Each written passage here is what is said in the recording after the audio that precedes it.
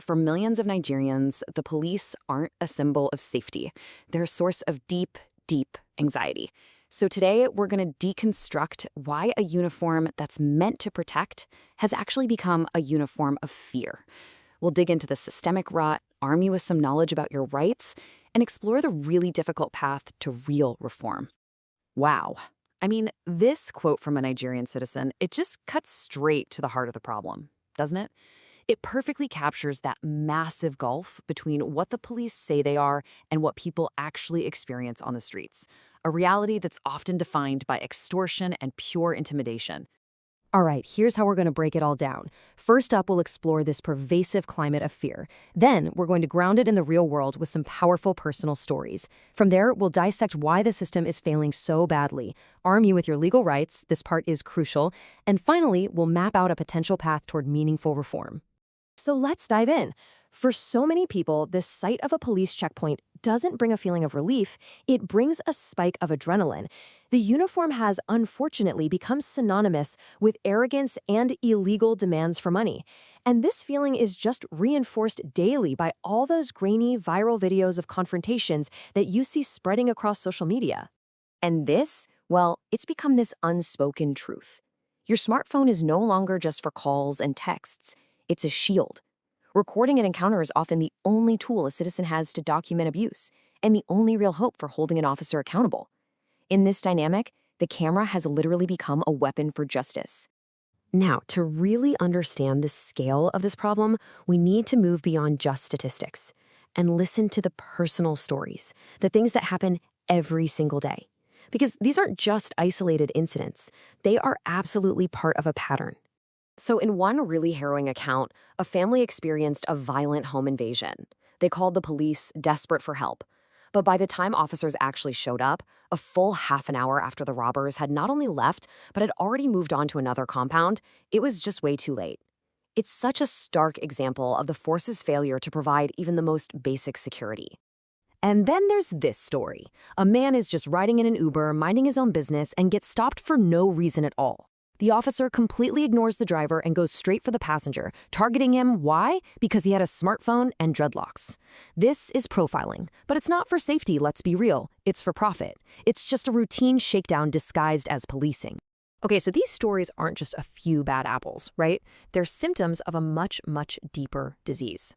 To understand the root cause, we've got to look at the historical and the structural failures that have created the crisis we're seeing today. To truly get this, we have to go all the way back to the beginning. The Nigerian police force wasn't created to serve the public.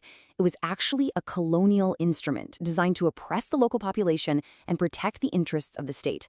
That foundational DNA of being a force used against the people rather than a service for them has, you could argue, never been fully purged from the system. And the failures we see today? Well, they're driven by a perfect storm of issues. You've got officers who are poorly paid, living in crumbling, totally unsafe barracks.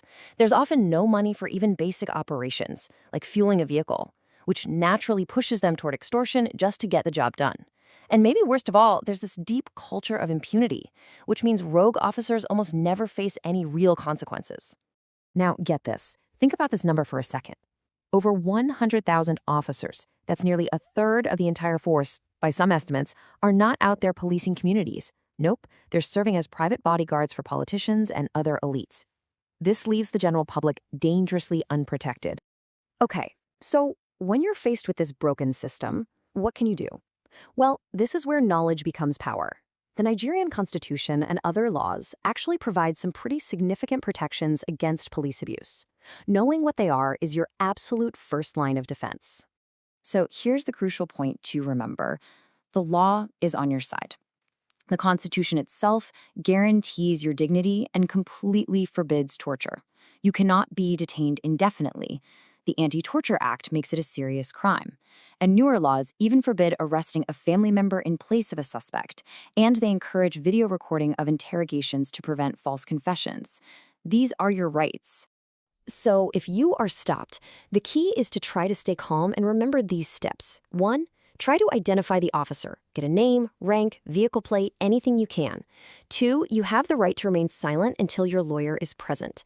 3, they typically need a warrant to search your home or your car. And 4, if it's safe to do so, document the interaction. Recording can protect you. Now, empowering citizens is absolutely vital, but it doesn't fix the whole system, does it? So the final piece of this puzzle is deep structural reform. It's about completely rebuilding this institution from the ground up. And you know what? The solutions aren't some big mystery. They're actually clear and pretty widely agreed upon.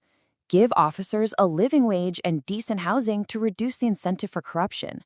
End the VIP attachment system immediately and get those officers back on the streets. Decentralize the force so it's accountable to local communities. Mandate body cameras for transparency. And crucially, create an independent body to prosecute offending officers. That's how you break the cycle of impunity. And that really brings us to the biggest question of all. The problems are known, the solutions are well documented.